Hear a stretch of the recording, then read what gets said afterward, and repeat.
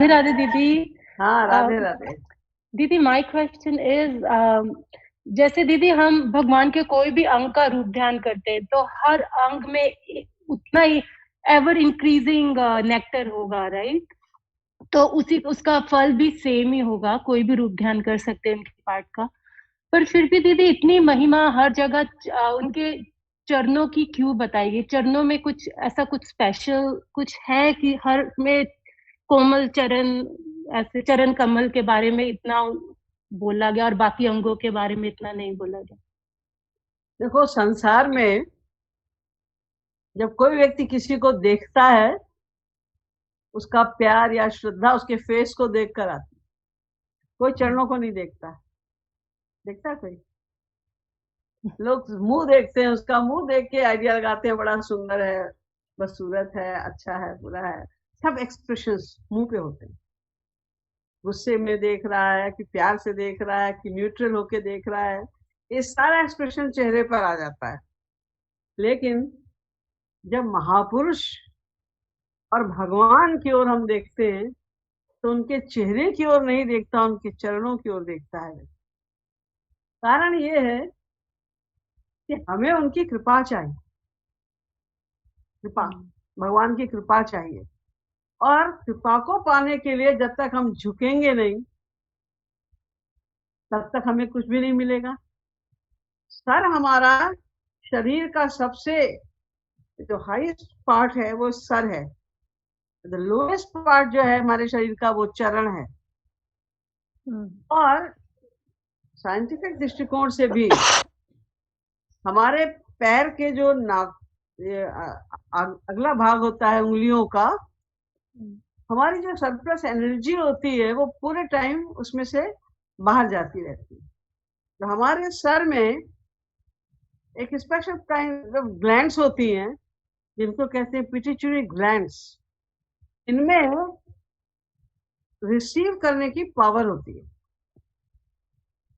तो पहली बात तो ये भी है कि हम जब उनके चरणों में सर रखते हैं, तो उनके गुण हमको प्राप्त होते हैं, तो थोड़ी पावर उनकी हमें प्राप्त होती है। और दूसरा रीजन जो ज्यादा स्पिरिचुअल रीजन है, वो ये है कि भक्ति का पहला स्टेप है दीनता। पहला स्टेप है।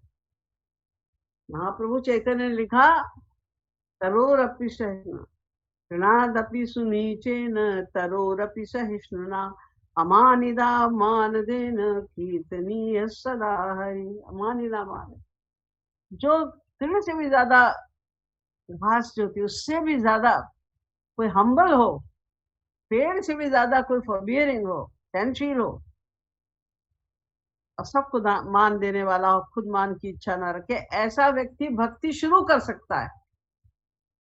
उसके पहले भक्ति शुरू ही नहीं होगी। भक्ति को प्रारंभ करने के लिए गुण लाना आवश्यक है।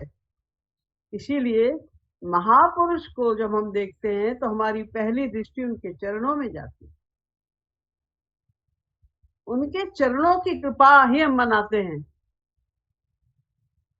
क्योंकि वैसे भी चरण कहा जाता है, सारे तीर्थ चरण में रहते हैं। भगवान के, गुरु के चरणों में सारे तीर्थों का वास है। क्यों वास है? ये तीर्थ माने क्या? जहां भगवान के चरण पड़े वही तो तीर्थ हो जाता है ना। जहां भगवान अवतार लेते हैं, कोई बहुत बड़ा महापुरुष अवतार लेता है, उसी को तीर्थ कहते हैं। तो ये जितने भी महापुरुष हैं, इनके अंदर भगवान तो नित्य रहते ही है ना। वही उनके गवर्नर होते हैं। देखने में, कहने को लगता है कि मानव शरीर है, लेकिन भगवत प्राप्ति के बाद वो शरीर शरीर नहीं, उनका मनुष्य का शरीर नहीं रह जाता, सब डिवाइन पावर उसमें आ जाती है। जानत तुम ही वह जाई। तो जहां भी उनके चरण पड़ेंगे महापुरुषों के, वो तीर्थ हो जाएगा ना। तो भगवान के ही चरण तो उनके हृदय में रहते हैं। जिन चरणों के स्पर्श से एक तीर्थ तीर्थ कहलाता है, वो चरण उनके हृदय में सदा रहते हैं। तो भगवान के जो महापुरुषों के चरण हैं, तो वो तो समस्त तीर्थों का वास है। एक महापुरुष के चरणों का चरणोदक ले लो तो समझो समस्त तीर्थों का तुम्हें मिल गया जल। इसलिए भी चरणों की बहुत ज्यादा इम्पोर्टेंस है। फिर चरण जो है वो अत्यंत कोमल होते हैं, इसीलिए उसको चरण कमल कहा जाता है। चरण में कमल है, जो कमल है उसमें कोमलता है, सुगंधी है, और आर्द्रता ने बहुत उसको, जैसे छुओ उसको शांति मिलती, ठंडक पहुंचती है। तो उनके महापुरुषों के चरण भी ऐसे ही हैं, उनमें भी ये सारे गुण हैं। सारे गुणों की सुगंधी, भगवान के गुणों की सुगंधी उनके चरणों में व्याप्त है। उनके चरणों के दर्शन से, उनके चरणों को छूने से मन में शांति मिलती है, सुख मिलता है। अरे महापुरुषों के तो छोड़ दो, तुम किसी के भी अगर तुम चरण छूती हो, अपना से कोई बड़ा हो, सास ससुर हो, माता पिता हो, कोई भी हो, तो झुकते समय दीनता का भाव आता है कि नहीं आता? अच्छा लगता है अपने आप को, और थोड़ा सा रिस्पेक्ट का भाव, दीनता का भाव आ ही जाता है। तो यही सब इम्पोर्टेंस महापुरुषों के चरणों की है।